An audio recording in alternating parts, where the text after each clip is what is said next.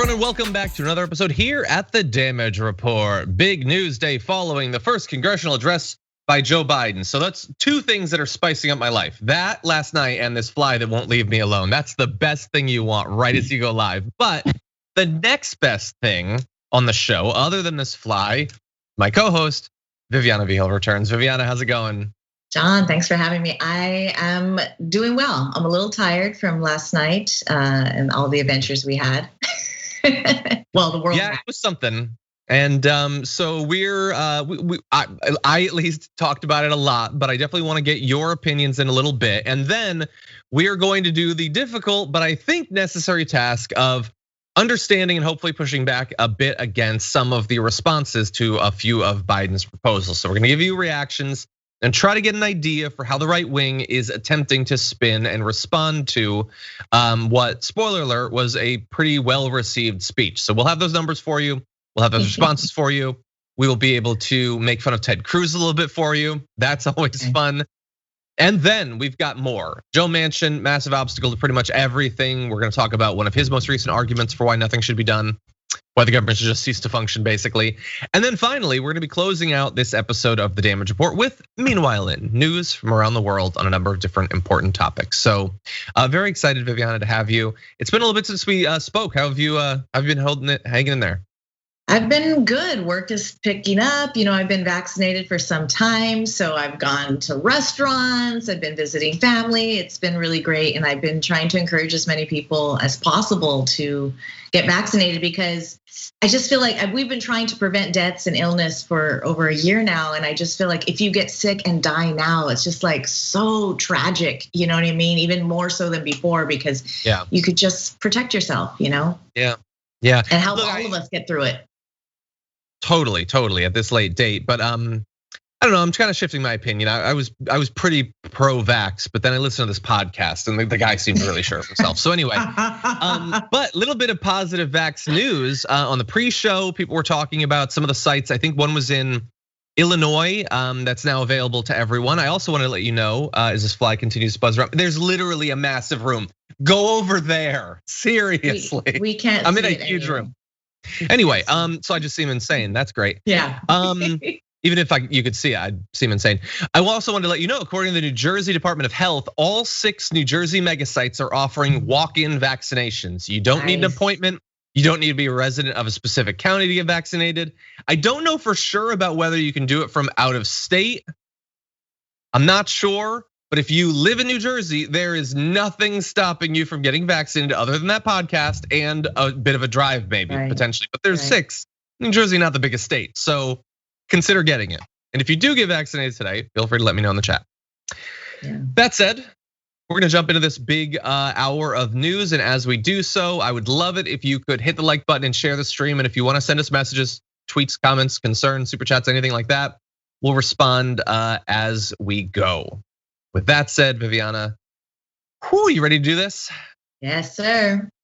Okay. Last night was President Biden's first address to Congress, and I said pretty much right after it ended that it wasn't necessarily designed for me.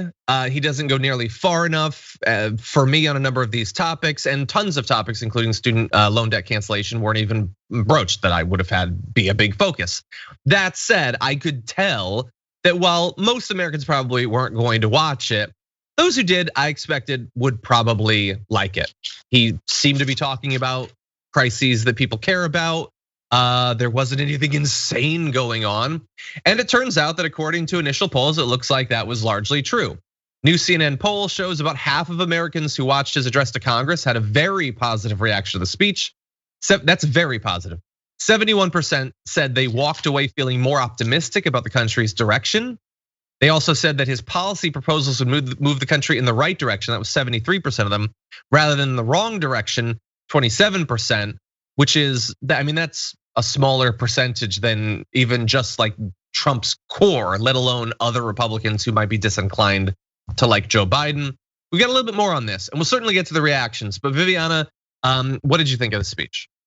I mean, I'm right there with you, John. I think that there was a lot more that he could have went into. That being said, I'm excited that we have a president who at least is going through the proper motions, and we don't have a toddler up there that is unable to even read a teleprompter. Biden was reading the prompter for the most part, but he was really warm. He was really trying to connect with the audience. It was a sparse crowd there in person, but I felt like he really was trying to rally the country together.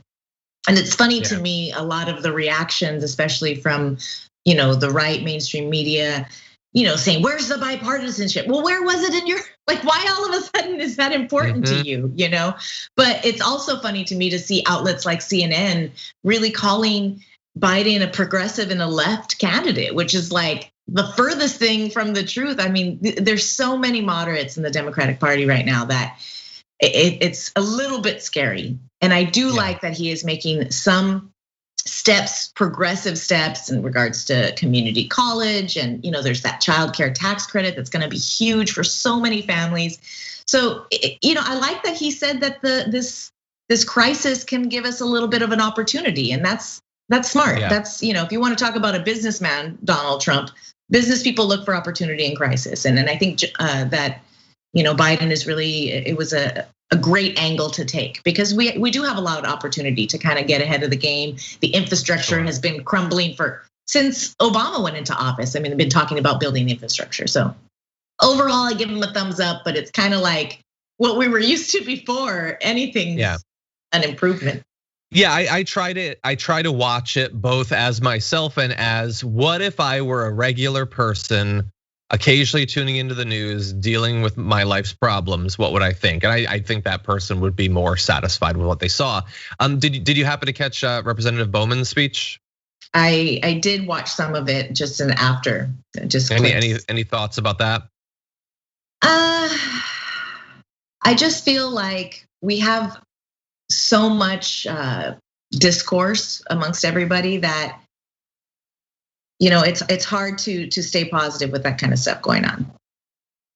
Oh, are you thinking of Tim Scott, the Republican response? Yeah. Oh yeah. Yes, well, there were multiple responses right off the bat. Yeah. Well, what did you think about Tim Scott's? I mean, just that I really, I'm glad that he doesn't feel like there's racism. And I'm glad. I mean, that's great news for him. But I've said this before on the show, John, I'll say it again. You don't have to be white to be a white supremacist. And I think it's such a buzzword right now. And it's shocking to me that it's even being spoken by some of these major political leaders. But we do have to acknowledge that when we say that this country is a racist country, that doesn't mean that everybody's a KKK member. It means that we were founded on principles that really relied on racism to create growth and expansion. And so if we don't acknowledge that moving forward, and that's really what all of this hullabaloo about critical race theory discovers, is like, we got to look at some of those things so we can get past it. And so that's what I mean about the divisiveness. I feel like everybody is really trying to distance themselves from anything they think is extreme, and everybody's saying the working man, and even Biden talking about how important unions are, when Amazon just won that deal and there's no union with Amazon. Gig work is bigger than ever. Nobody's being compensated the way they should. He talked about minimum wage, that was great. But you have people like Senator Scott, and I'm sorry I mixed him with Bowman, but you have people like that coming forward and really kind of devaluing other people's experiences. You cannot just say, well, I haven't experienced it, so it must not exist. Well, I haven't experienced a lot of things, and that doesn't mean they don't happen. So it's a real rough time right now, and I'm very afraid, because I think we know that 2024 is going to be a really, really monumental election, and the way we're going, it's critical that we get things right. Yeah, I'm not at this point feeling super optimistic about what is likely to happen in the next presidential election, but appreciate your response. Now, let's turn to, we're gonna do this fairly rapid fire, ideally, because I wanna get to a lot of these, but what is the response to what Biden had to say? The rhetoric, the substance. The Republicans obviously are not going to just stand up and applaud. They didn't applaud cutting, child poverty in half. They're not going to applaud most of his big plans, certainly. They have to respond with something. And the initial attempts from a lot of their politicians, I would describe as a bit fumbling. So for instance, Senator Marsha Blackburn tweeted in response to an article, or in response to his call for universal daycare, which would be massive for so many families, the amount of money that you spend. So huge idea. She doesn't want people to get excited about that. So she tweeted, you know who else likes universal daycare? And it's a 1974 article about the Soviet Union. Okay. John, I loved your tweet response to that. Do you remember what you tweeted? Yeah, it was the Soviets ate food, therefore I shall not. Yeah, the Soviets liked lots of things. They liked hugs and ice cream. It's okay to like those things. And I love the idea that how many constituents does she have? How many parents? How many parents that are paying $1,000? Who's going to be against this, John? Who's going to read her tweet and be like, good point. I would love to not spend $1,000 a month on this, but that's true. Khrushchev was in favor of it, so I don't want to be. Yeah. It's but there is something to look at when you see what other countries have done in regards to childcare, and there were failures. There were, centers that weren't strong enough, they weren't skilled enough. So we can learn from that. Just because something wasn't necessarily 100% successful in the past, it doesn't mean we can't adapt. We don't have to throw the baby out with the bathwater. It's a perfect analogy. Yeah, especially if the Soviets did it. Yeah, but anyway. But that was what Bowman was talking about too, to go back now that I didn't mix it up. We have to push forward for these kinds of things. And so it's exciting to hear it being discussed. Will it be implemented? Probably not, because when it comes down to pay that bill, everybody seems to think it's too expensive. But you got to invest in the kids. If we want to solve homelessness, if we want to solve all these things, we have to start at the beginning. You can't just wait until it's in flames. Yeah, very worried about what's going to end up being left in that infrastructure bill, assuming anything passes. But we will continue to talk about that. I do want to broaden it a bit though. So Marsha Blackburn, not in favor of the universal daycare, which, yeah, good luck with that rhetorical battle. But then, okay, what about the rest of it? Because there's a lot that he wants to do in this new plan that would, in a number of different ways, help people out. People who are struggling, working multiple jobs, they need help on things like healthcare and stuff like that. It doesn't go as far as I would want, but it's a lot more than we have now. So what is her initial attempt to convince the American people to turn against all of this new relief coming? Here's what she's got. What this would do is incentivize women to rely on the federal government to organize their lives. It takes away from them the ability to organize their family life as they would like to organize it. Yeah, none of that is true. So the idea so offensive. It's so offensive. Like, okay, so now as a woman, a childless woman, I'm still offended. So go ahead, let's say in theory, you were gonna have some kids. And then throughout your life, you have two potential worlds. You have the current world where you have to cover all the childcare. It potentially affects your career in a negative fashion. When they wanna go to college, they're gonna go massively in debt for it. So in this other world, we help to defray those costs. Sorry, Viviana, you've lost the ability to organize your life. She said, by the way, later in the video, it would force you to rely on the federal government. 2 years of college, whether you like it or not. Year 3 pre-K mandated takes away choices from the American people. Like, literally none of that is true. It doesn't mandate any of that. It makes it available if you want it. She literally wants to take away the option. She's literally taking away choices. And guess what, Marsha? Women are working anyway. It's already affecting them. Very few families have the luxury to have one stay-at-home parent. Very few families. And they're relying on neighbors and relatives and all kinds of friends just to get food on the table, and for her to sit there and act like it's gonna be some crutch, like women are just gonna leave their families. And also, why are we talking just about women, Marsha? There are men who are parents too. People need childcare because we have not raised the minimum wage. Hello, and not just the minimum wages. All wages haven't raised. Everything's going up. Cost of living increasing, jumping, a mile a minute. No one's getting raises over here. I've made the least amount I've made in 20 years in some cases.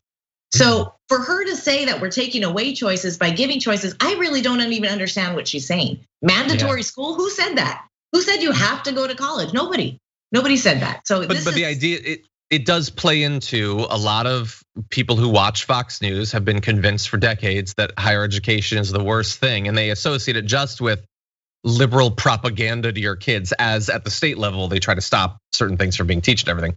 But anyway, they wanted you to believe, oh, they're gonna make your kids get turned into libs against you. Yeah. And this is so far the best counter argument they have. And I get it. The American people have very little expectation for their government, and but I don't know, like there's a lot of people who are suffering when potential relief is dangled in front of them. The idea that they're just going to say, no, screw that, I don't want it because of Stalin. Okay, if that's the best you've got, then let's see. It's a lot of misinformation. I saw it's a lot of radio stations. There's a local one here in LA talking about the child tax credit that they're calling it another stimulus check, which in some ways it is, but it's a child tax credit coming to families. And so people, without knowing anything about what's going on, oh, no one's gonna wanna work anymore. I mean, this is just comment after comment after comment. And so this is the misinformation that's coming out, that people are just gonna be sedentary and are not gonna work. I even saw a story that a bunch of asparagus went bad because they didn't have anybody to come in and work in the fields. Does that have to do with people getting unemployment, or does that have to do with the crisis at the border? Because we used to have a pretty fluid workforce coming through and taking advantage of, being migrant workers. And so there's a lot of variables, but it just seems like the GOP, I'm gonna change their name to Gaslight Obsessed Party, because they just wanna trick you all the time. I don't get it. Yeah. Well, it comes in some other forms too. So let's turn now to the media. One of the areas of Joe Biden's speech that I actually liked was he gave I think a fairly good, if not incredibly strong, refutation of the idea of trickle-down economics and the idea that we can just keep showering the rich with money and somehow that's gonna benefit us. Sure, it didn't work under Reagan or George W. Bush or Trump, but surely the next time it will work. Well, okay, we need to fight back against that. And so he's starting to. Now that said, the right isn't going to like that because they want more of these tax cuts, and their media, people like the hosts of Fox and Friends would stand to gain a lot of money from future tax cuts. So they're gonna turn against those. So we got a couple of clips for you. The first is an attempt to pretend that being against all of this aid going to the working class is actually a Fox defense of the working class. Here is Ainsley Earhart. I was just saying, I thought it was very polarizing last night, because they're saying, we'll take care of you. We're gonna pay all of your bills. You can't do it on your own. But you hear everyone in the diner this morning saying, we want to work. We want people to come back to work because we like feeling proud of ourselves. We like putting our head on our pillow at the end of the night and at the end of the day, and knowing that I worked hard for that pillow, for that food that was on. Was that a My Pillow reference? It was. They actually talked more about the My Pillow afterward. I don't know. Are they sponsored by it? I don't know. So, okay, well, look, let's throw it out to the country and just understand there's 3 millionaires that are telling you, no, don't take any of this help from the government during this horrible economic crisis, because then you won't have your pride. You won't be a real man. Maybe it'll work. $450,000 a year, and I don't want this to hurt me. That's just what they should say. Everybody's trying to act like they're really trying to help the working class on both sides. Both parties are both saying working people. I don't understand how Fox News can sit there and with a straight face act like taxing the rich. A small little chunk, they won't even know, I promise, is gonna really hurt the working man. How? This country was built because we put money into the working class. We provided structure and infrastructure for these jobs. I mean, we've seen those things work where we have seen trickle down fail every single time. And we've seen investing in our population work every single time. So it's really just at the end of the day, who is it helping? And like you said, mainstream media, most people are very wealthy. Of course, the owners are very wealthy, and they want to keep it that way. I mean, they have monopolies as it is. They don't want the regulation. They don't want to be taxed. I mean, even as an individual, John, the way it is now, for me to make money in this country, and I don't make anywhere near these Fox News, hosts, but I have to have a corporation and work under a corporation name. Otherwise, I'll be taxed too heavily as an individual. And I have to have enough money to do that and to pay my taxes as an individual. So I have to pay 2 sets of taxes now, just so that I don't have nothing at the end of my paycheck. I mean, this is what is going down now for the American people. And it's starting to become a more widespread thing. We saw that with unemployment actually offering money to people who are self-employed for the first time. And I'm not sure if that's nationwide, but here in California, they offered that. So we can see that the working class is continuing to really struggle and be on their own and work for everything for that pillow. And it's probably not on my pillow because we don't want to invest in those. I heard they're crappy on top of it, but we do work for everything on our own. And we are paying, I mean, I owe this is hilarious.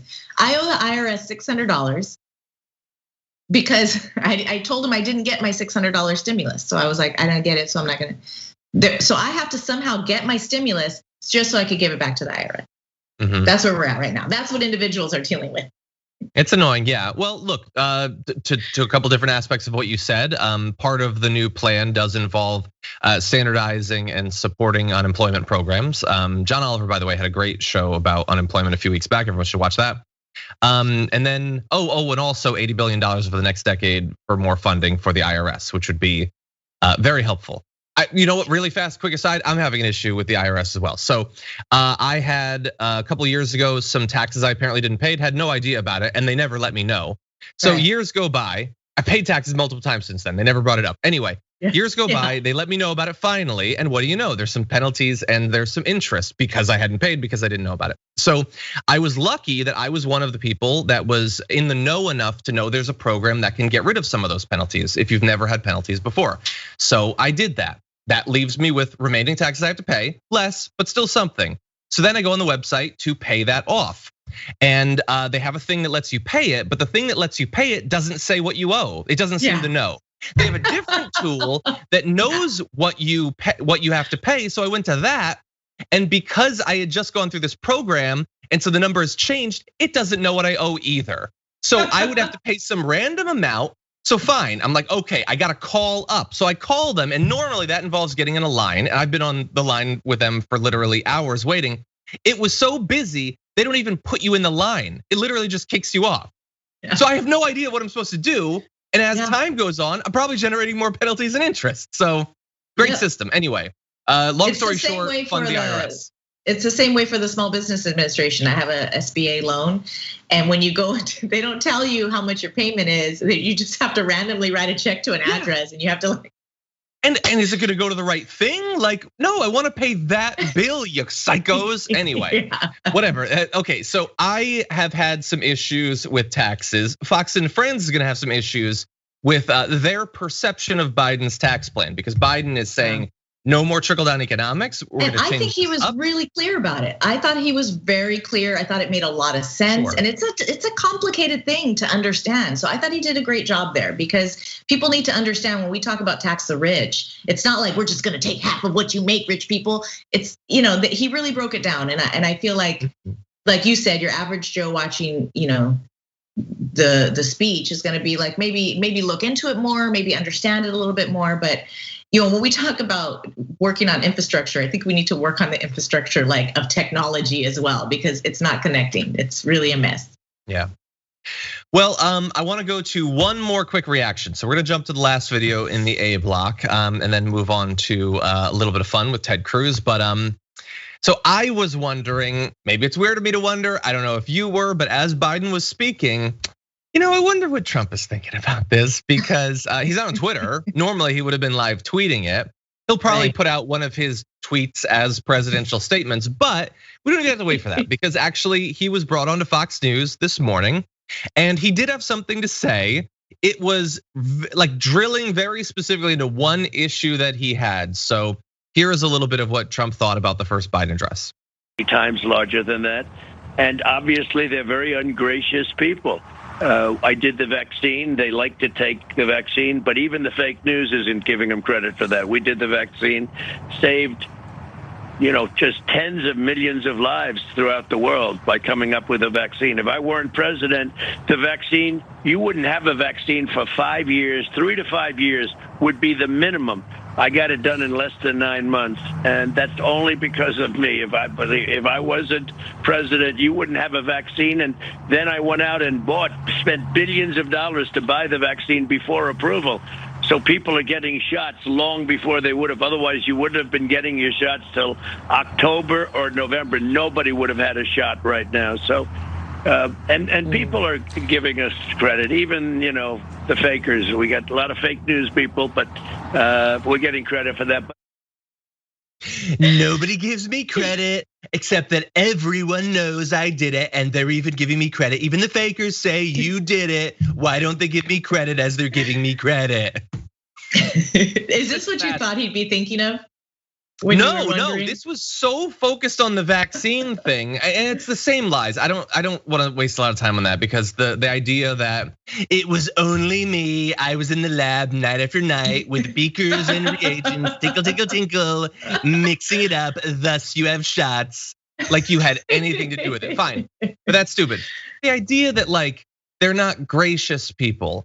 That Biden was gonna do, first of all, Biden was so trying to reach out with Republicans. He literally said he applauded the Republicans on some BS plan that they're not on. Yeah. But the idea that because I remember Trump's first address, Barack Obama, hell of a guy, great economy, thanks for that, Barack.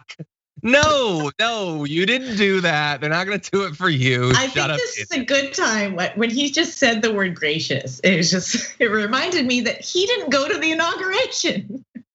He didn't. They're ungracious. He didn't even go. You tried to steal the election. That's not gracious. But you didn't even go. I mean, it's how can you even get on a high horse about being gracious? We have given him credit. You have the little bit of credit. You tried to kill us all, and then you were forced to do some good things, and it worked out. So, 500,000 people died. I don't know if you want to take those deaths on your hands. You like to focus on the positive that more people could have died but didn't. So, he did slash a lot of red tape, bureaucracy-wise. I don't think it was him directly, and I'm pretty sure it would have happened if Biden was in office or Hillary Clinton was in office as well. It's not like Jeb Bush would be like, oh my God, we're losing 200,000 a month, but I don't want to override the CDC. No, why does Jeb Bush sound like the pimple-faced teen on The Simpsons? I don't know. I don't really remember what he sounds like, but I know he's pathetic anyway. Please, vaccine.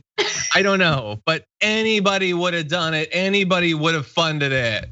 Why Trump talked about that? But he doesn't know about anything else. He hasn't been following any other issues or things that are going on with Biden's plan. He hasn't read it. He doesn't care. All he knows is that he can say this rhetoric about the vaccine, and it used to get people riled up, and now who cares? Also, why doesn't he ever do video Zoom interviews? It's always on the phone, like it's 1987. That is interesting, right?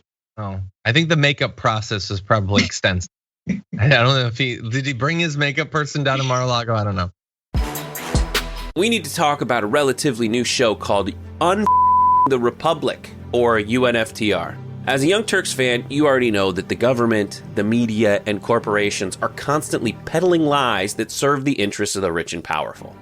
But now there's a podcast dedicated to unraveling those lies, debunking the conventional wisdom. In each episode of the Republic, or UNFTR, the host delves into a different historical episode or topic that's generally misunderstood or purposely obfuscated by the so-called powers that be, featuring in-depth research, razor-sharp commentary, and just the right amount of vulgarity.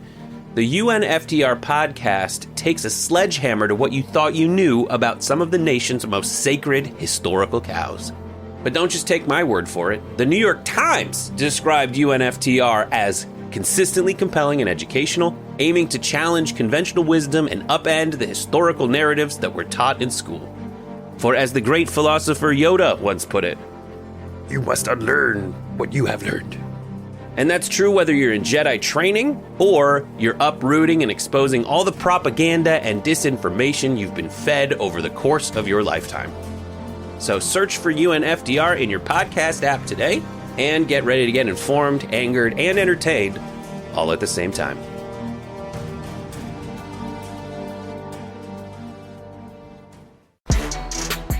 People tuned into the president's address expecting Sleepy Joe, and instead they got Ted Snooze. Take a look at this. We can actually, if you actually want to solve a problem, I've sent a bill to take a close look at it. We also have to get at the root problem of why people are fleeing, particularly to our southern border from Guatemala, Honduras, and El Salvador. Okay, so I don't know if it's funnier, the idea that they got the camera on him just as he was about to go to sleep, or if he was like on the verge of sleep for so long that no matter when you went to him, you were gonna find it. But it is great that it was literally while talking about people fleeing near the border. So very timely for him. Usually that would get him excited because that's what he likes to do. He was like, ooh, vacation? No. I think he pictures laying on the beach, nice drink with an umbrella in it. I mean, I think Cruz probably sleeps through most of the stuff that goes on in there because he doesn't really seem to be much knowledge on how to make. He just, this guy, I really don't get him. But we know that Joe is a Sleepy Joe. That was a perfect nickname for Sleepy Joe. I loved it. You know, we're not Trump fans, but he gives good nicknames. I'll be honest. We have a boring president again, and it's a good thing. So if you doze off a little bit, it's okay. Kind of on you if you're a senator. No, it's okay if you're at home, not when you're a senator. Well, this is the most work he's done. That sleep was the most work. Anyway, Tesla Ranger says he's jet lagged. That's funny. I personally think, like, you know that like warm sleepiness, like when you're too warm. You need to understand. Can we put up the video of him? He has an entire live possum stuffed into that mask. That is gonna warm you up. So let's be understanding. Anyway, there were some great responses online that I want to get to. Someone who I am probably too much a fan of, Padma Lakshmi, tweeted, "When you're mentally on a beach in Cancun." Totally. The Daily Show. So Trevor Noah's been like feuding with Ted Cruz a little bit. I love it. He had a few. He said, "Looks like Ted's eyes are hooked up to his state's power grid." That's sad and unfortunate, but great. He also tweeted this gross with an image of Ted fantasizing about that porn video he tweeted out that time. Oh my God. That's pretty good. And then my favorite one, because it is so true of my own personal experience, from Tommy Vitor, says, "When you were warned to take half, but you wanted the full edible." Yeah, it hasn't kicked in yet. Like, it's been an hour. No, I can have the rest. Anyway, right. Now the thing is, Ted Cruz is going to try to make himself look cool out of this. Like, I don't know. So he tweeted hashtag boring but radical. Again, no, I know that you guys are gonna like try to have your Sleepy Joe and eat it too, but like, yeah, it's so radical. He's destroying everything. I'm getting snoozies. So do you not care that he's destroying everything? Right. If he's so radical and so progressive and they're ruining why are you asleep? You seem to be lulled by the calmness and the security that he's providing for you, the blanket of freedom that you're under. Exactly. And then the Washington Post tweeted out, "Ted Cruz was roasted for appearing to nod off as Biden spoke. He blamed the president, boring but radical." To which Ted Cruz, quote, retweeted, "True that." And wow. Ew. Cruz is just like the nerdiest guy. He's the nerdiest frat boy that they don't even like in the frat. And his like dad put a lot of money and he was in the frat, and so they let him in, but nobody liked him. He didn't invite him to parties and stuff. Yeah. That's who Ted Cruz is. Not a fan. Like always hitting on chicks, all slimy and gross. Like he's the kind of guy that's like, "Hey, let me open the door from you," and you're 50,000 feet away, and he's like making you run and jiggle on the way. He's that guy. That's Ted Cruz. That is very specific. I'm sorry that you've had to go through that apparently, but anyway. Every woman's gone through that. Yeah, well, that's unfortunate. Okay, I think that's enough of Ted Cruz. So why don't we turn to a little bit of news that we narrowly missed yesterday. Sorry, a bit of a pulling it out of nowhere for the director. Rudy Giuliani was surprisingly back in the news this week because, and this was breaking news, He won, I think, 2 Razzies actually for his appearance in the Borat subsequent movie film. There's other news too, but that's the important part. It was a great role. He'll be remembered for the rest of time. Wow. I actually envy him that he got to be in that scene with the woman who's basically the star of that movie. She was so talented, but yeah, no, he's just the worst. Oh, and then also he got raided. So we're gonna give details, but I don't know. What did you think at the time? Were you expecting any developments in the whole Rudy Giuliani thing that they would actually? I was kind of surprised. I honestly, I didn't think it was gonna go anywhere. And the fact that he actually has been raided, I mean, you know that it took a lot to get to that point. And they're taking everything. They may find something that we don't even know about yet, or at least we don't know about. Maybe they know about it. So I was shocked. I'm sure Giuliani's shocked. I'm sure Trump is a little nervous. Of course, he's going to distance himself. But the truth is going to come out eventually. We're going to see it. I was surprised, and I'm looking forward to seeing what comes out of it. Yeah, I'm always curious, but I don't have high expectations for the investigations into Rudy Giuliani or into Donald Trump, just because they're cloaked in so much power and wealth and influence. Rudy Giuliani obviously much less so, but they're protected from so much that I don't really expect much. And the part of it with Rudy Giuliani is, like as you say, maybe they'll find something we don't even know about. That's entirely true. But ostensibly, this is about Ukraine and his weird lobbying over there and the promises he might have made and his involvement with Lev Parnas and all that stuff. The issue is what he did and what Trump did was awful. Totally justified for him to be impeached over that. But I just feel like the country has moved on so much. I mean, Trump ran for re-election and almost won after that. He's been impeached again since then. Right. He killed over 500,000 people. Like, I just feel like as important as it was and should be, it seems now low stakes in comparison to so much that happened since. That's sort of my fear. I agree with you. Were you surprised that they even raided him? Yeah, I didn't expect him to really be on their radar. I assumed that he was so bad at hiding what he was doing that I thought we'd already gotten everything out of him back during the initial story, back in the lead up to the first impeachment. We probably already have. I mean, we know, and we have a suspicion that he's guilty of these things with good reason. So, they're gonna find evidence, but like you said, I totally agree. When you have that much power and money behind you, you get to hide a lot of things. And it's really not gonna have any sort of, even if they find him guilty and it's not gonna do anything to anybody else. He's gonna be a little alone on an island, and he did it by himself just because he wanted to. It had no effect on anybody. It's going to be distance from Trump. It's going to be distance from the Republican Party. It's going to be distance from all of that. So yeah, and somehow they'll blame Hunter Biden again. I don't know how. Well, get involved. Guarantee right now, go to Fox News. They're talking about Hunter Biden, definitely. But anyway, there's just one section of this I want to read. So his lawyer, Rudy Giuliani's lawyer, Robert Costello, says that the raids are legal thuggery. And he says that Rudy has cooperated with prosecutors and offered to answer questions not involving his privileged communications with Trump. Of course, knowing that that's what people want to know about. He was communicating with Ukraine and then passing information back with Trump and vice versa to have a scheme to effectively try to sink Joe Biden's presidential campaign. That's what the whole thing was about. So saying you'll answer questions, but not about Trump, that's really not cooperation at that point. Yeah. And that's really where it maybe potentially matters. Although again, Trump was impeached over it. I don't think he's gonna go to jail over the Ukraine thing. But anyway, Trump was asked about this, Viviana. So here is what he had to say about the raid of his former, maybe current lawyer. In Manhattan yesterday, what do you want to say about this? Your reaction to this DOJ executing a search warrant of Rudy Giuliani's apartment? Well, it is incredible because you bring up John Kerry and the horrible thing that he did and was doing for a period of time. And then you take the greatest mayor in the history of New York, you take a great patriot. You know, Rudy Giuliani is a great patriot. He does these things, he just loves this country.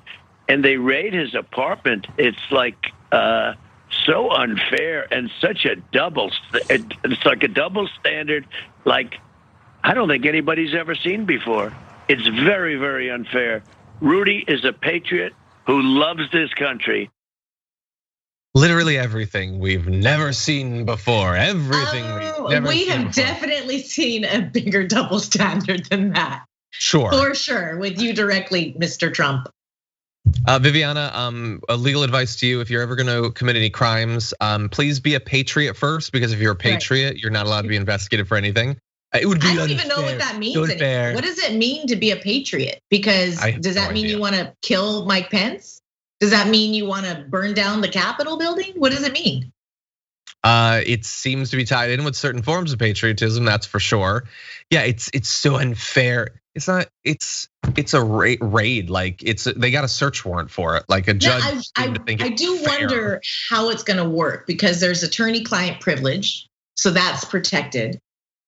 So if they come across stuff that shows some other issues can they even prosecute on it because of attorney-client privilege? Because the search warrant is specifically for this Ukraine stuff.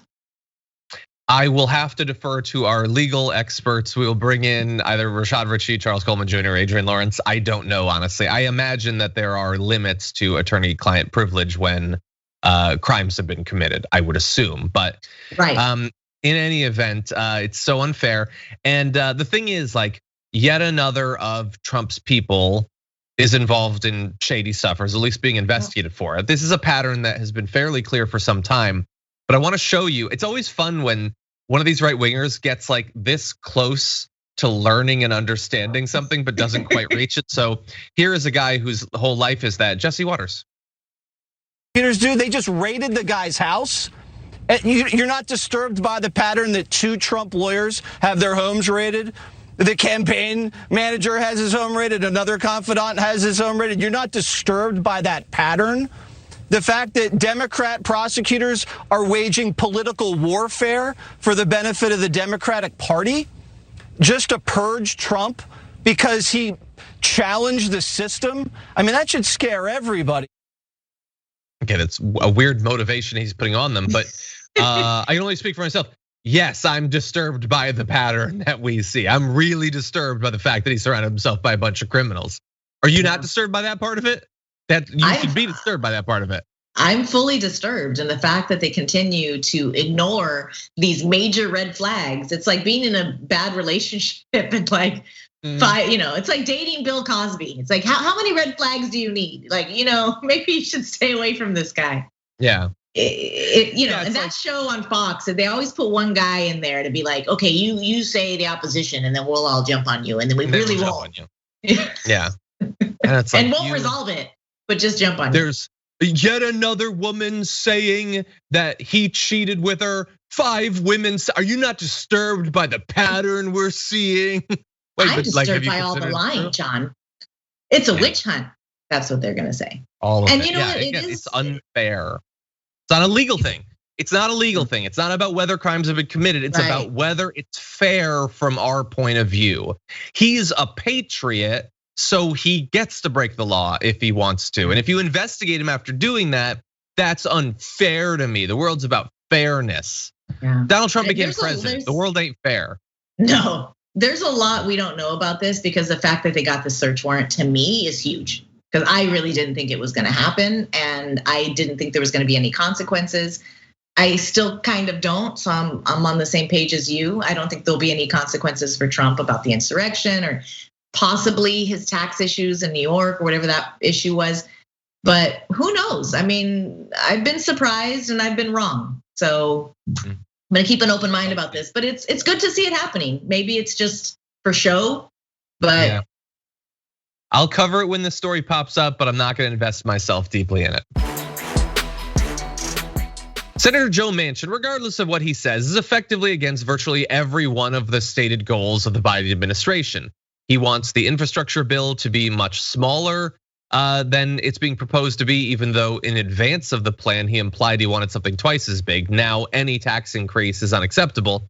But even more importantly, for the future of the Democratic Party, he is now effectively coming out against HR 1, the For the People Act. You know, that like little effort to stop some of the massive voter suppression that we had already been burdened by as a country, that now there's far more of in the wake of the last election.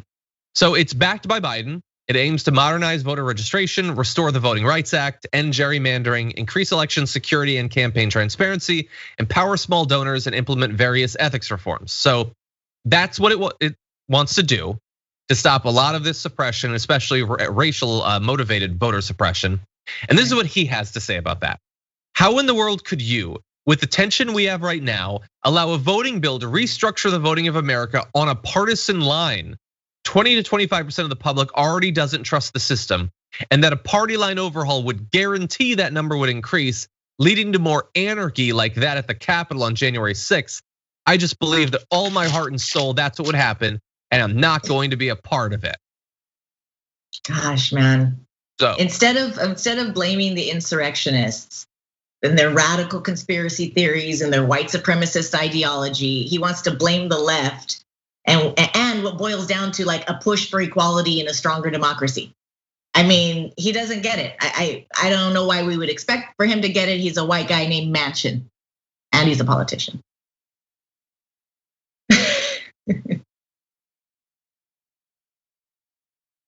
That's true, but he's a Joe. He's supposed to like understand what Joe Biden wants. Joe Manchin. For me, it's so ironic that his name sounds like Manchin. It's we really didn't believe, I didn't believe that he was going to step back from his own, worldview perspective to really see what this could do for people. I mean, everybody is so afraid. I mean, you can't operate from fear when it comes to those terrorists coming through. I mean, these are people who tried to ruin our democracy. So we should even come full force with this sort of legislation to really try to make these changes, but to back down at this point. I mean, this guy's not even a moderate. This guy's really moving to the right, hardcore. He's gonna have to change his party affiliation pretty soon. Yeah, the statement is crazy. The only reasonable response to it is the meme, I'm gonna become the Joker. As a response to you. Okay, so they lied about the election. They tried to steal the election. And because they lied about and tried to steal the election, we don't get to secure people's right to vote. You were attempting to be very fair, I think, by implying that there is a world in which what he said is an actual reflection of what he believes. I hope not, because again, like we've talked about this, I think maybe on Monday, you can't be that dumb. So you've gotta be lying. And then that may seem like I'm insulting him or I'm attacking him. No, I'm defending him because he can't be that dumb. It's just not possible. I won't abide the thought. So it has to be a lie. That cannot be his actual reason for not wanting to do it. They lied. I mean, I know he's lying, but I think he really doesn't think that there's a problem with voting rights. I just don't think. Well, sure, he might not understand how racially motivated a lot of this is and all of that. But when he says 20 to 25% of the public doesn't trust the system, does he have no idea that if that's true, how that's true, why they don't trust the system, how they've been lied to by the people that he's protecting in the Senate, the Republicans? He's siding with those who lied. He works in the room that they broke into, that they stormed. As a result, there's a lot of people that don't trust the system, and they're not all terrorist insurrectionists that were in the Capitol. There's a lot of people that don't trust the system for a lot of reasons, Joe Manchin, and we got to look at all of those people, and they're your constituents too. I think maybe he's recognizing that the demographics of his, of his constituents don't add up to protecting voting rights. Instead, he's leaning towards these, Trumper philosophies. Maybe he thinks that that's his ticket for the next election. And that's sad. That's what our politics is all about. It's really, how am I gonna win? How am I gonna hold on to this power? Not how am I gonna help the people. Yeah, and in this case, I think it's just his own very particular political power, because his path is definitely a path that leads to the Senate Republicans taking back over. But I mean, not trusting the system. Living in a country, just imagine living in a country that purports to be like the beacon of democracy, and then choosing to pander to racists like insurrectionists instead of strengthening the democracy and strengthening the country for the people. I mean, this is where we're at. We're the beacon, but we don't want to protect voting rights. We don't want to, modernize our voting systems. We don't want to make sure that gerrymandering doesn't exist. I mean, these are things that we know happened, that were intentional, that are still happening. I know I just read that California might lose a seat because of the way these voting lines in the districts are being drawn. It's a big deal. I mean, this is stuff that has been laid into the framework of this country. So if you want to act like it hasn't happened, like I'm with you. Is he lying or is he stupid? I believe he is lying, but I do believe that there's also something that he just doesn't want to believe it. Well, we're past all that. Slavery's over. That's the whole thing we keep hearing, right? Slavery's over, as if there's no residual effects from having some kind of horrible stuff like that, and laws put in place to uphold stuff like that. So Joe Manchin is just such a disappointment. I don't understand how his political philosophy is shifting and what he wants to go, other than just to hold on to power, but it's definitely not to help people. Sure. And as you alluded to, there are different forms of not trusting the system. And not all of them are because you believe stop the steal and all the lies or whatever. Like, if you had to wait in line for 10 hours to vote because they decided to take a bunch of the voting places out of your area because it was a little bit too black for them, then I could see why you might not trust the system totally. If you had been unable to turn, the fact that in an area you might actually represent like the bulk of, this is what the people want. You can't turn that into political representation because of racial gerrymandering. You might not trust the system, but I guess that's not the right kind of not trusting the system for Joe Manchin. Or maybe it's just that the ones he's worried about are the ones who attacked the Capitol. So these terrorists scared him and now he's giving them what they want. I guess the pro-voting activists haven't been violent and wild and crazy enough for Joe Manchin to motivate him properly. Right? Anyway, way to set up the incentives, Manchin. Exactly. And now it's time for news from around the world. And meanwhile,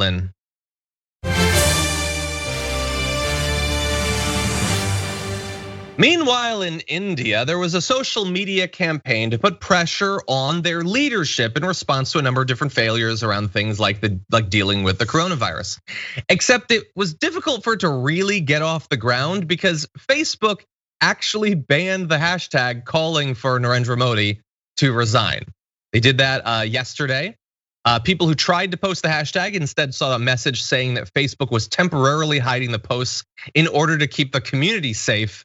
Notably not saying which community is that they're trying to keep safe from political consequences. Anyway, they later said, after allowing it to be used, that it was blocked by mistake. And they claim that it wasn't because the Indian government asked Facebook to remove it or anything like that. It also says the block was the result of some of the kind of content that was using it, but they didn't specify what kind of content, how common it was, or anything like that. They just banned the whole thing. So they're saying it's not motivated by political pressure from the Indian government. I don't know, what do you think? John, you know how I feel about censorship, and I don't like it. And I know Twitter can do their own thing and they can do whatever they like, but this is the kind of stuff that you get mixed into. If we're using social media and Twitter as platforms to communicate, I want it to be as free as possible because I don't like that this kind of stuff happens. I think Twitter's lying, which they have before. In this case, it's Facebook, but yes. Oh, and Facebook, Facebook really needs to regulate on the misinformation that's going on. That doesn't mean censorship. It just means I like the little alerts, like, hey, here's more information if you want to click, or this hasn't context. Yeah, and when you have a country that's in crisis like this, mobilizing the people is really important. And they I think, have a right to call out their leaders and to say you're failing us. And if they can't mobilize together, then that's really holding a whole group of people down from trying to come together as a collective and change the system. I mean, they don't have a lot of power in India as it is. So it's concerning to me when I see this kind of stuff happening because it's a slippery slope. It's either like you're either pro-life or you're pro-choice, and if you're pro-choice, you can't have any contingencies. It has to just be this. So it's either gonna be free speech, and I use that loosely because I don't mean in the legal way, but you're either gonna be able to have a platform like Twitter where you can say what you like, as long as you're not like, I'm gonna murder people, I get that. Or you're not. Like, you can't have all of these super contingencies in what's allowed and the government controlling it. If the government doesn't want Twitter there, then the government can block Twitter. But I don't like when Twitter jumps in there and does things like that. And I think it's really disillusioning. Happens, by the way. Yeah. It is. Well, and that's the thing. Like you've mentioned Twitter a few times. That's one of the things that makes people really nervous about this, because Facebook can say that there was no government pressure, and maybe that's true. Although I think that if you believe that Mark Zuckerberg and his company wouldn't lie to us, you're crazy. Right. But it was just less than a week ago that Twitter censored tweets critical of India's handling of the pandemic at its government's request. So an American social media company got requests from a government to protect its political leadership from debate, let alone actual consequences. And they did what they wanted. And so we're supposed to believe Facebook, they're saying it wasn't as a result of pressure. Are they saying there wasn't any pressure? Are they saying there was pressure, but that's not what caused us to do it? It was something else. It just happened to happen at the same time that Twitter was bound to the pressure. Why would we believe? That's what we say in Spanish, conveniente. How convenient that you happen to have that and it happened to happen. It was just a flub. Yeah. We know what's going on. We know they're lying. There's a lot of money to be made. These politicians and these governments have a lot of money. And this is what's tricky. When we start relying on these private companies to allow us to communicate, then they have control over who and how and when we can communicate. Yeah. And we need to have a free way to communicate that's universal. And when the internet came to be, it was supposed to be like this free space, and it was really meant to create equality. And it's being subverted. That's why I suggest everyone go on Mike Lindell's social media site. Yes. Anyway. I'm already there. Yeah, are you? Meanwhile, Lynn.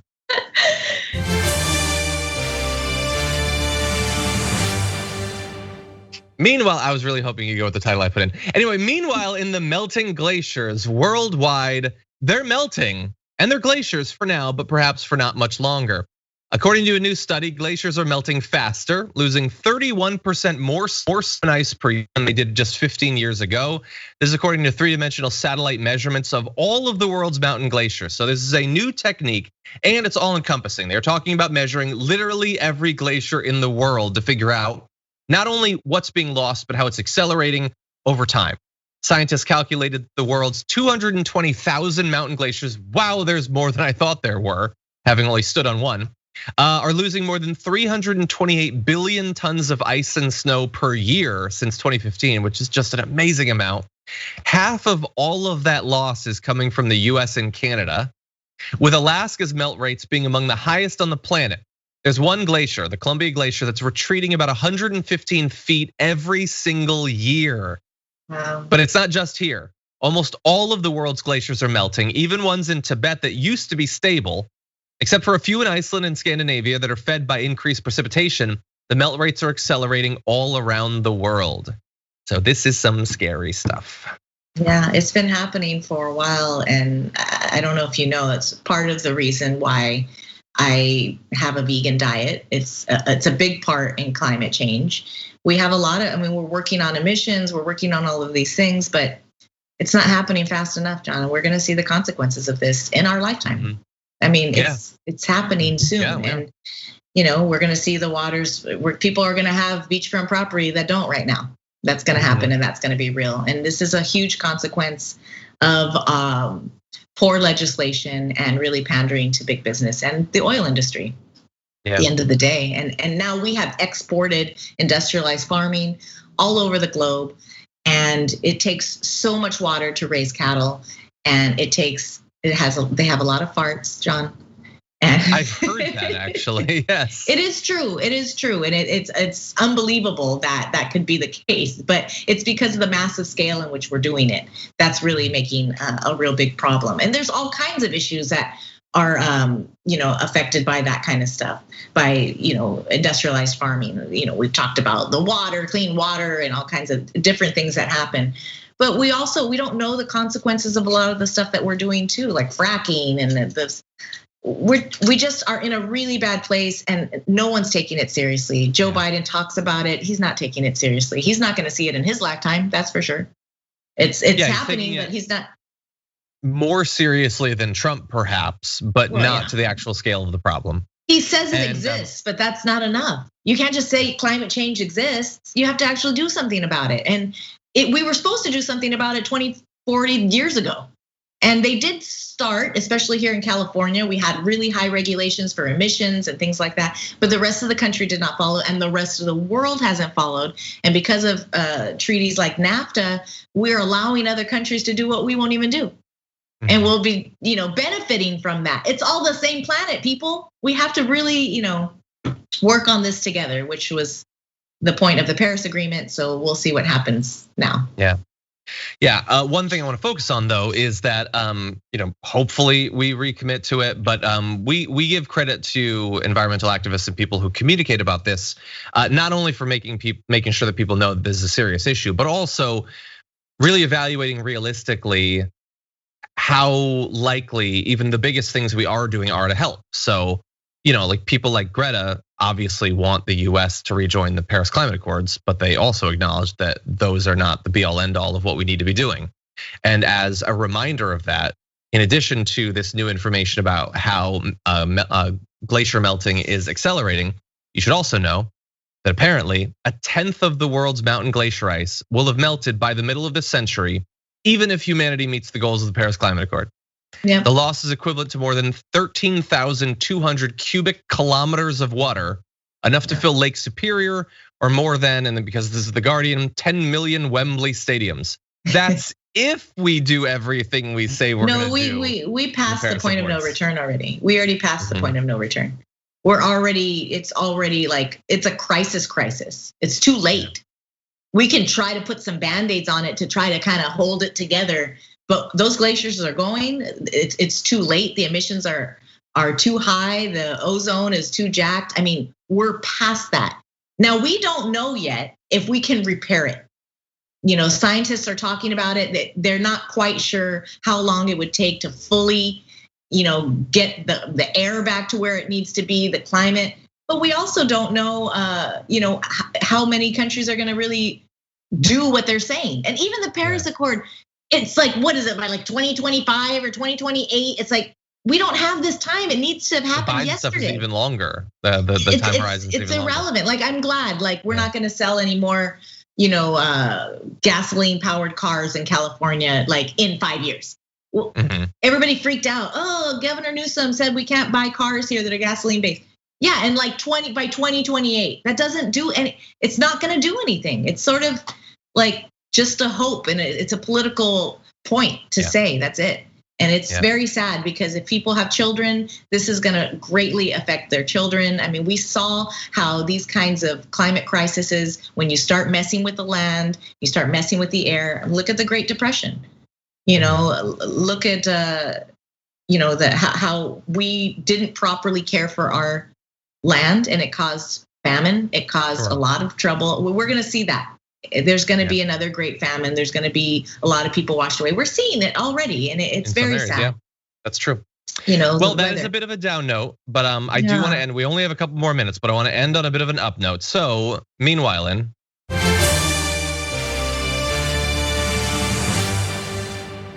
in Gibraltar, at least on a small scale, we're seeing what can happen when you actually vaccinate your population and appear to care about what happens with the pandemic. So bearing in mind that Gibraltar is an area with just 34,000 inhabitants, they've fully vaccinated, as of yesterday, according to the Wall Street Journal, about 85% of adults.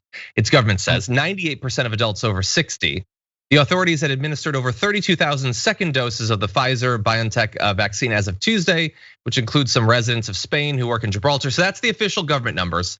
Some are saying that with the additional outside workers who come in, they're actually technically at 106% vaccination. I don't know exactly which it is, but I know that it's very high.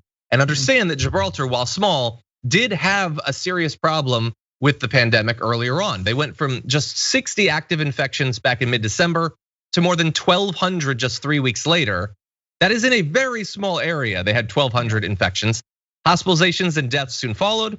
During the whole of 2020, they lost only 7 people to COVID. The score for January alone was 71, a measurable percentage of their small population. Now that said, because they've been so successful and they have inoculated at least 85, if not virtually everyone, every percent there have been no active cases among the residents for 3 weeks. The COVID ward of St. Bernard's Hospital has seen just 2 hospitalizations and 0 deaths since the middle of March. And so they vaccinated.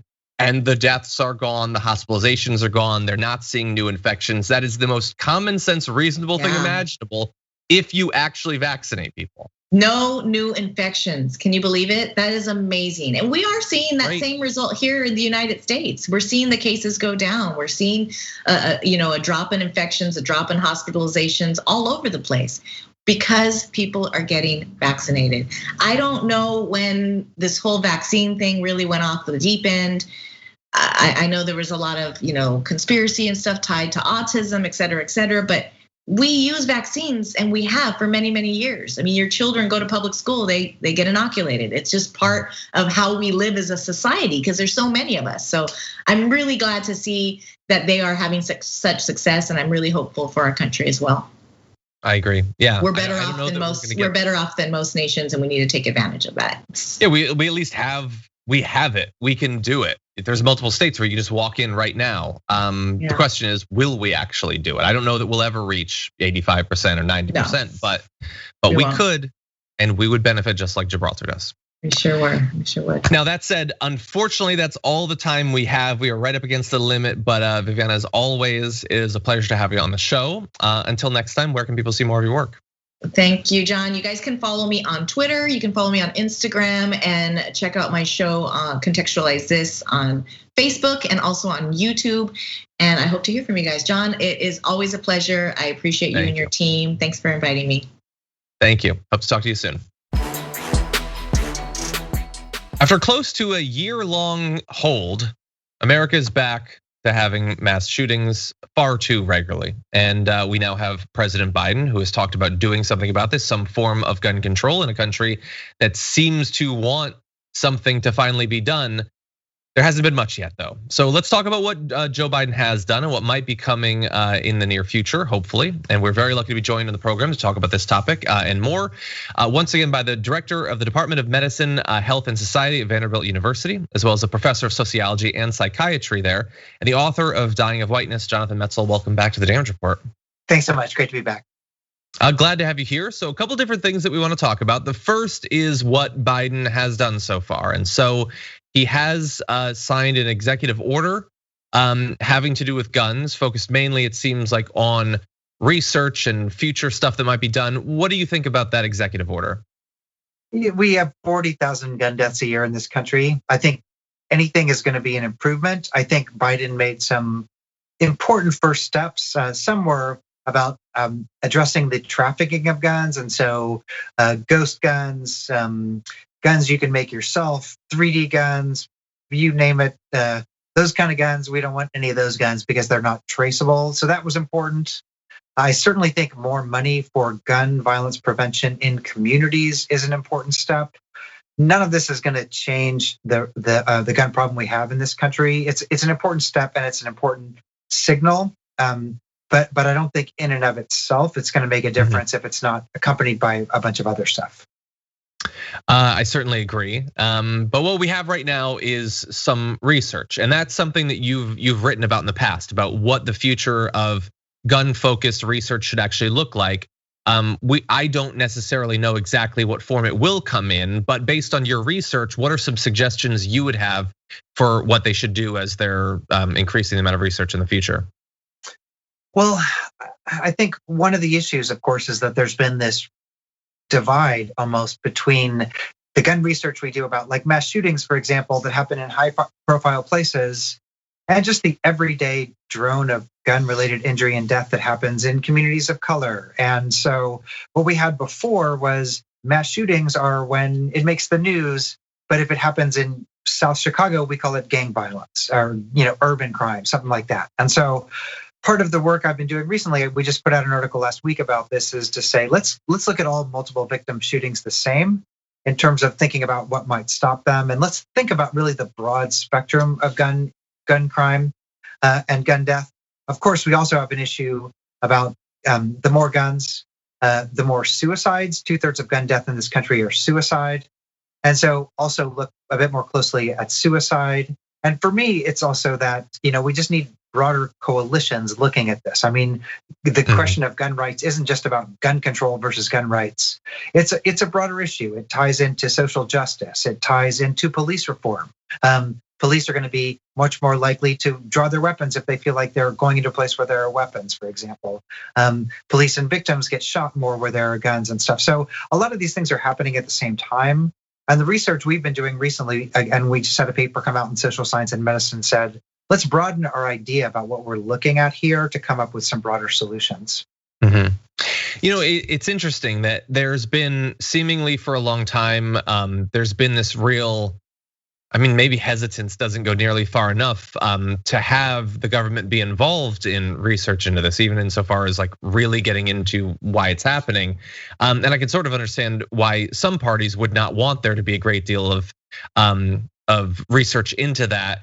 What I find interesting is that you and your co-authors in the paper that we referenced earlier, you say that current gun owners, people who sell guns, those who might consider themselves to be on the opposite side in a lot of ways of this issue, you believe that they should actually be brought in.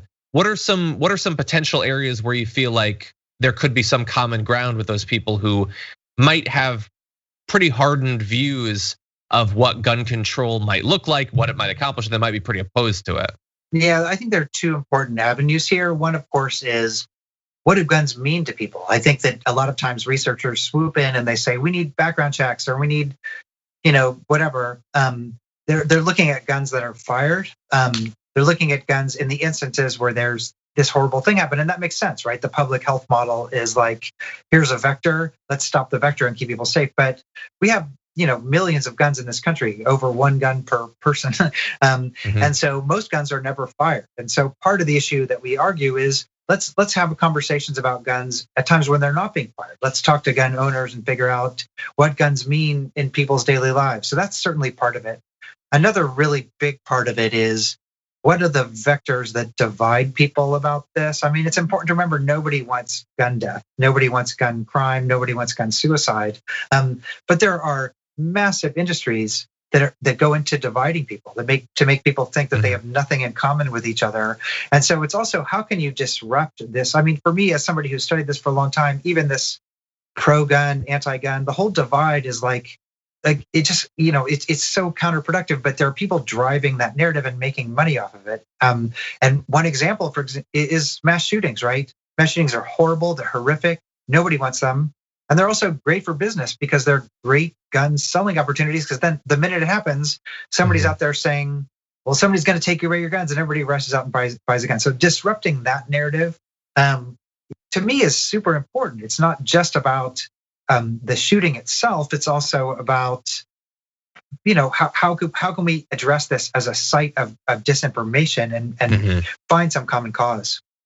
Yeah, there is a very clear profit motive, and the calls to action to purchase a product it's just about the clearest that we see in American politics. Virtually anything that happens that has to do with guns is a reason to go out and buy more guns and ammunition.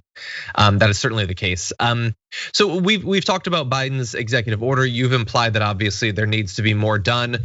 Is there anything that you've seen coming out of the Biden administration, perhaps his remarks to Congress last night, that imply to you that something is actually going to happen? I know that he's talked about universal background checks, sort of that first floor of potential reform. Do you think that that's likely to happen soon? I had a hard time hearing that last night. I mean, certainly we're in such a horrible moment, right? We've of course lost 600,000 people to a pandemic, and then as we start to go back in public, then there are more mass shootings, and we had over 40,000 gun deaths a year last year, and we set all records for gun sales. And so this is a massive problem, and one that's going to snowball. I mean, 10 years from now, people will be suffering the effects of what's been happening now. And so I support his call. I know his heart is in the right place. And I think that, he was imploring Congress. He was saying, I'm going to do something. And the suggestions that he was saying, like background checks, they're certainly important as beginner. It's kind of like the salt on the meal or something like that. Mm-hmm. But the unfortunate issue here is that most gun policy is set by the judiciary in this country. It's not really a result of Congress. I mean, it is to an degree, but to a sense. But really, it's really judges set a lot of gun policy, particularly the Supreme Court. And there's a case pending now before the Supreme Court that threatens to overturn pretty much the modern gun control movement as we know it. And so there's a lot happening in this space going in both directions. Well, yeah. Well, that obviously very important. So tell me a little bit about that case and why you think it has the potential to be so big. Yeah. Well, at its core, New York City has had a law on the books since 1913.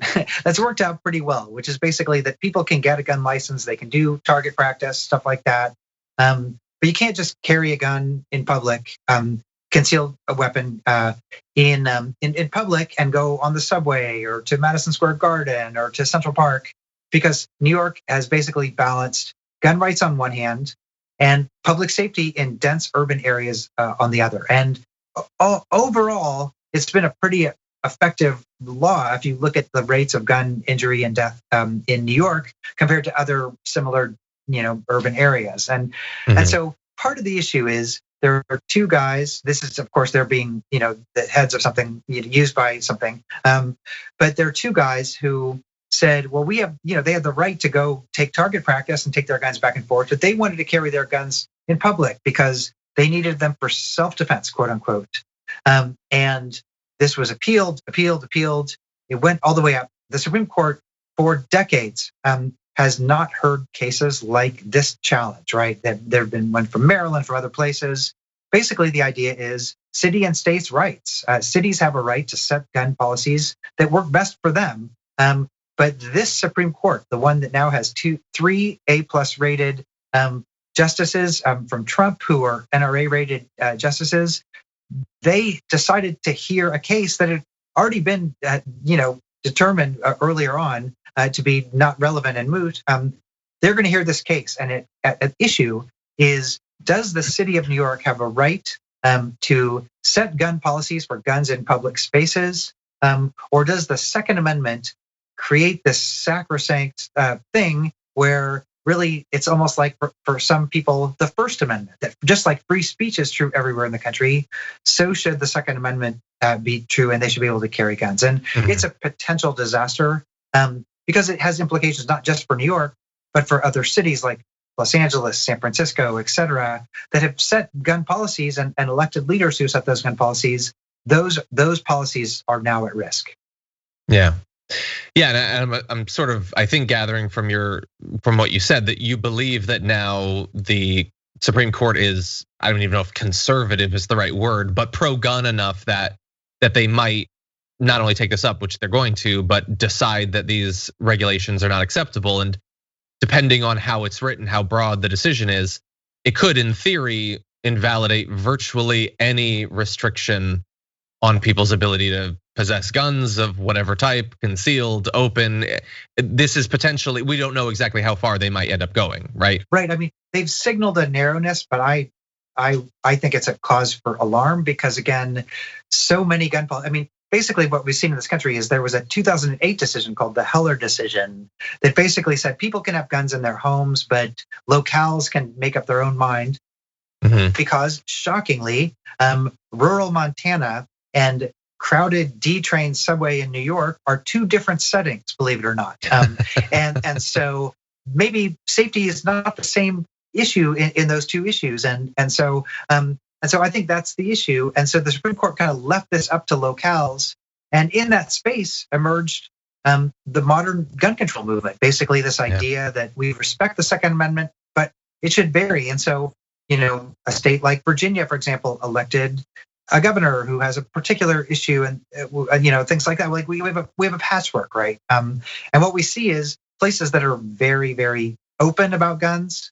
Well, there's a lot of liberty if you care about carrying guns, and there's also much more gun-related injury and death pretty much across the board. And so, what we're doing is we're taking potentially the stuff from the places that have not that have more gun death. We're going to nationalize those policies. So it's really alarming. Certainly is. And so while in the near future, obviously we have to see what Joe Biden and Congress are going to do in this area. We should also keep a bit of attention on the Supreme Court as well, because that wasn't a case that was actually on my radar, but now I'm incredibly worried about it. So as always, Jonathan, thank you for terrifying me, but we do appreciate both your research and you joining us on the show. Thank you so much. My pleasure.